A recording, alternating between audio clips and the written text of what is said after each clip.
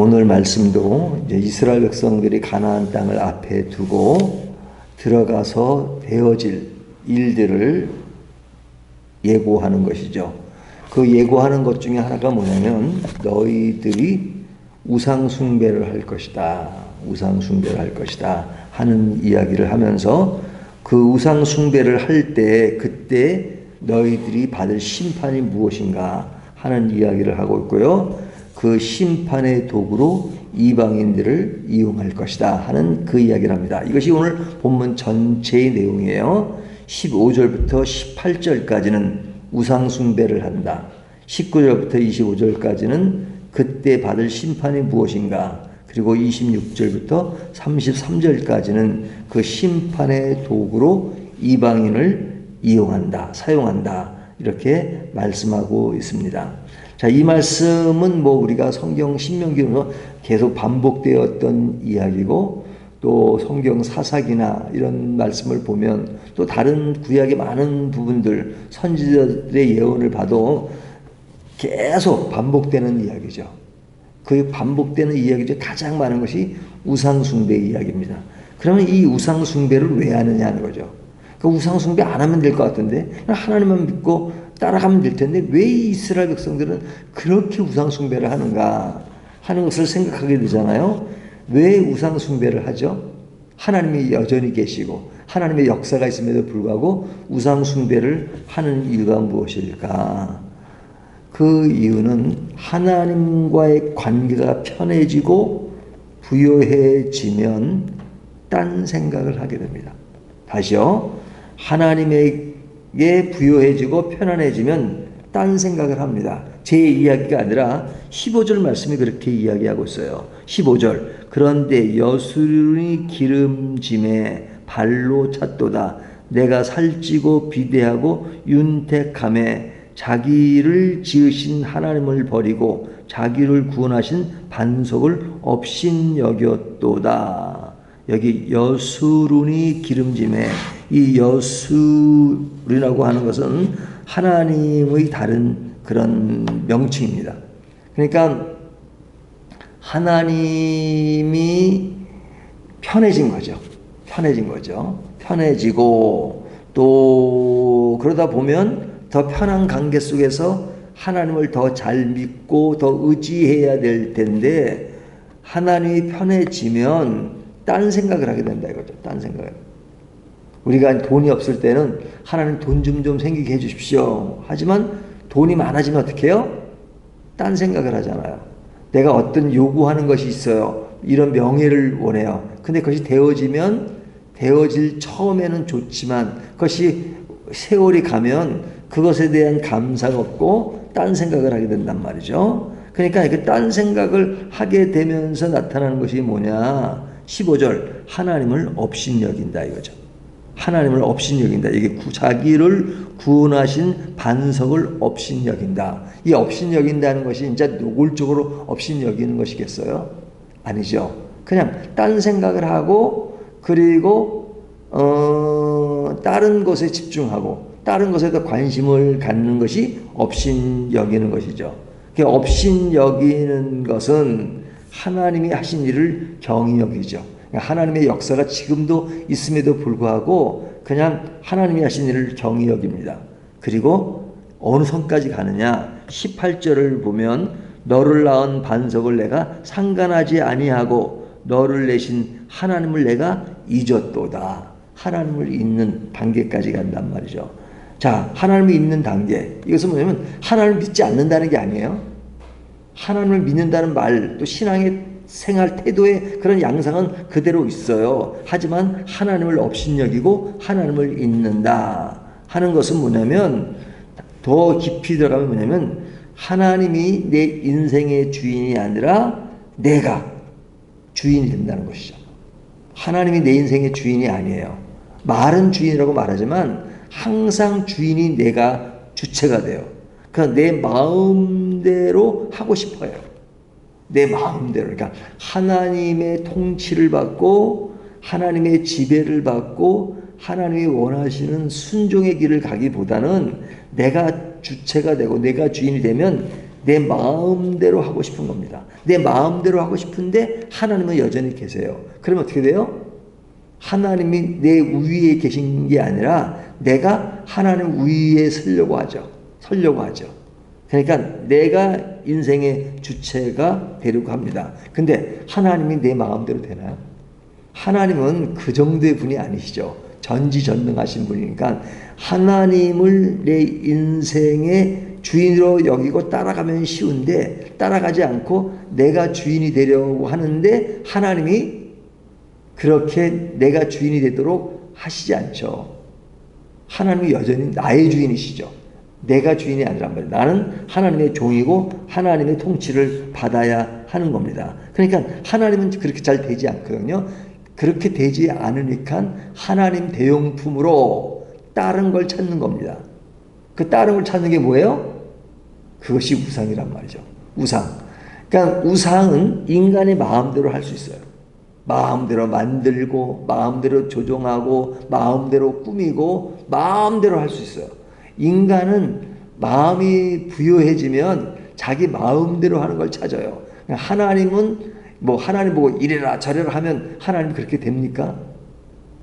그러시는 분이 아니죠. 우리를 리드하시는 분이죠. 그러나 우상은 그렇게 가능하잖아요. 내가 원하는 모양대로 만들 수 있고 내가 모양대로 마음대로 조정할 수 있고 그러니까 인간은 내 마음대로 자신이 주체가 되어서 믿을 수 있는 어떤 대상을 만드는 것 그것이 우상입니다. 그래서 사람들은 우상을 좋아해요. 네? 오늘날은 그런 유대인들이 가졌던 그런 외형적인 그런 우상은 아닐지라도 내 마음속에 우상이 무엇입니까? 하나님보다 더 위하고 더 생각하고 더 좋게 높게 여기면 그것이 우상입니다. 그러니까 그것이 어떤 믿음의 형태, 어떤 신앙의 형태로서 나타난 것이라 할지라도 그것이 하나님보다 위에 서면 우상이에요. 아내를 사랑하는 것, 남편을 사랑하는 것 중요하죠. 하지만 하나님보다 사랑하는 것은 우상입니다. 그러니까 하나님의 통치 아래서 하나님이 하신 것을 따르는 것, 자기 욕망을 만족시키는 것, 이것은 우상입니다. 그러니까 하나님은 이것을 제일 싫어요. 하나님보다 더 사랑하는 것을 하나님은 그래 괜찮아가 아닙니다. 더 사랑하는 건 용납을 안 하십니다. 하나님이 최고입니다. 왜? 하나님이 우리의 주인이시기 때문에, 우리의 창조주시기 때문에. 그러니까 우리가 이웃을 사랑해도 하나님을 사랑하는 가운데 하나님의 명령대로 이웃을 사랑하는 것이고요. 아내를 사랑하고 남편을 사랑하는 것도 하나님을 사랑하는 범주 안에서 아내와 남편을 사랑하는 것이고요. 우리가 세상의 모든 하는 일도 하나님의 범주 안에서 하는 겁니다. 하나님이 내 인생의 가이드고 내 인생의 초점이고 내 인생의 절대 기준입니다. 이것이 되어야 됩니다. 근데 절대 기준이 아니고 내가 절대 기준으로 바뀌면 하나님은 나를 따라오는 하나의 종교적인 한 그 대상에 불과해요. 근데 그런 하나님이 보이지 않으니까 보이는 대상을 하나님 대용품으로 만들어요. 그것이 우상이란 말이죠. 이런 모습이 누구에게 있을 것이냐? 너희들이 가나안 땅에 들어가면 그렇게 일어날 것이다. 왜? 광야 생활은 힘들었어요.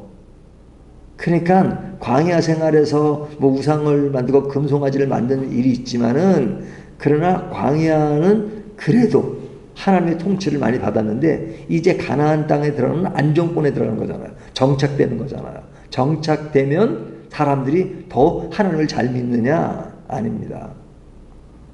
세계적으로 교회가 부흥할 때가 언제였습니까? 유럽을 보면요. 2차 세계대전 이럴 때요. 전쟁 중이니까 기독교가 더 어려웠을 것 같죠? 아닙니다. 그 당시에 기독교가 풍부했어요. 그리고 하나님을 많이 찾았어요. 위기 가운데. 지금은 모든 것이 문이 열려있고 모든 것이 편하니까요. 유럽의 교회들이 어떻게 변합니까? 모슬렘에게 넘어가는 교회들이 수없이 많고요. 그냥 교회당은 그냥 없으니까 그냥 오랜 예배당은 좋으니까 그것이 그냥 다른 사람들에게 팔려가지고 교회 안에가 교회가 예배당이 뭐 무용학원, 춤추는 학원, 뭐 다른 목공 이런 걸로 바뀐 게 얼마나 많은지 몰라요.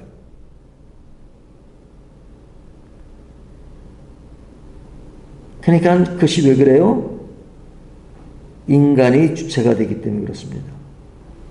근데 하나님은 이러한 인간에 대해서 되게 아주 강렬하게 말씀으로 경고하시죠. 그런 너희들에게 하나님의 심판이 있을 것이다. 그러니까 이스라엘 백성이 가나안 땅에 들어가지 않았을 때 얘기해요. 너희가 가나안 땅에 들어가면 하나님이 주신 약속의 땅으로 좋아할 것 같지? 근데 가봐라. 너희들이 그 땅이 주는 그 감사함을 모르고 그냥 편하니까 너희들이 자신이 주인이 되려고 할 것이다. 근데 하나님은 그렇게 되면 하나님이 너희를 심판할 것이다. 경고의 메시지를 강렬하게 합니다.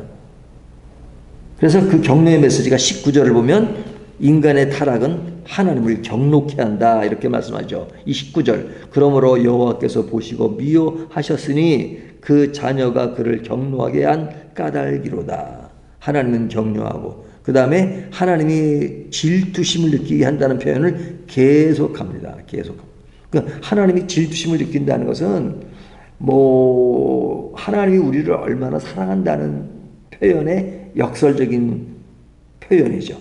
하나님이 우리를 사랑한다. 하나님이 우리를 사랑한다. 그러니까 우리를 사랑하는데 너희가 나를 사랑하지 않아요. 다른 것을 사랑해요. 그 다른 것이 뭐예요? 우상숭배를 한다 이거죠. 근데 그 우상숭배를 하는 그 백성들에게 하나님은 어떻게 몽둥이를 드시는가? 그 몽둥이를 두시는 것이 21절을 보면요. 21절 그들이 하나님이 아닌 것으로 내 질투심을 일으키며 허무한 것으로 내 진노를 일으켰으니 나도 백성이 아닌 자로 그들에게 시기가 나게 하며 어리석은 민족으로 그들의 분노를 일으키리로다. 여기 보면 굉장히 표현이 재밌죠. 뭐 재밌다는 것은 진짜 이 사건이 좋다는 것이 아니라 그런 그 인간의 행하는 모습을 하나님이 그들이 행하는 모습으로 그들에게 몽둥이를 주신다는 겁니다. 그러니까 여기 보세요. 인간이 하나님이 아닌 것으로 질투를 일으킨 게 뭐예요? 우상이잖아요. 그러니까 우상이에요. 그러니까 그렇게 했으니 나도요. 나도는 누구예요? 하나님이 백성이 아닌 자로 그들에게 시기가 나게 하며 어리석은 민족으로 그들을 분노를 일으키리로다. 그러니까 너희들이 나를 그렇게 여기 이중 플레이를 해? 그러면 나도 너희들이 아니라 이방인들을 통해서 너희들을 치게 할 것이다. 너희들이 행했던 그 모습대로 우상을 하나님보다 위에 여기는 것처럼 나도 이방인을 더 너희보다 더 위하는 것처럼 보이게 하면서 너희들에게 시기를 일어나게 할 것이다 하는 말씀이에요. 그러니까 하박국 선지자 보면은 그러잖아요. 왜 이방인을 통해서 바벨론을 통해서 우리를 치냐? 그런데 자신들이 우상 숭배하는 것은 생각을 안 하는 거죠. 그죠? 그러니까 바람 피는 남편이 바람을 피웠어요. 근데 이제 그러니까 복수로 이제 그 부인이 바람을 피웠어요. 그러면 자기 바람 핀 거는 생각하지 않고 왜 당신은 바람 피냐 이렇게 말하면 이게 뭐 좀 언밸런스죠. 그러니까 하나님은 그와 같은 형식으로 말씀하시는 거예요. 너희가 바람을 피웠다. 나에게 질투를 느끼게 하는데 나도 그와 같은 방법으로 너희에게 시기를 일어나도록 하겠다 하는 겁니다. 근데 그런 그 하나님의 몽둥이 이방인을 통해서 손을 드는 매를 드는 하나님의 몽둥이는 굉장히 매섭죠. 무섭죠. 22절 그러므로 내 분노의 불이 일어나서 수월의 깊은 곳까지 불사르며 땅과 그 소산을 삼키며 산들의 터도 불타게 하는도다. 이것이 하나님이 몽둥이를 드실 때 굉장히 그 몽둥이가 매섭다는 것을 이야기합니다. 근데 여기서 보면 이제 이방인을 이렇게 통해서 매를 드는데 그렇게 이용되고 있는 이방인들이 자기들이 그 이용되는 그 순간에 더 우위에 서니까 또 이들도 자신들이 하나님의 도구로 쓰여진다는 것을 모르고 아주 우월감에 차서 그냥 또 자신도 대단한 것으로 생각하는 겁니다. 그래서 하나님이 바벨론을 통해서 이스라엘 백성을 칠 때 바벨론 사람들이 자기들이 너희 하나님 뭐 하는 것이냐? 내가 너희를 친다. 그러니까 하나님 무슨 잠깐 너희를 내가 이용할 뿐인데 너희가 우월감에 빠져? 그러니까 그들에게 또한 심판이 있을 것이다.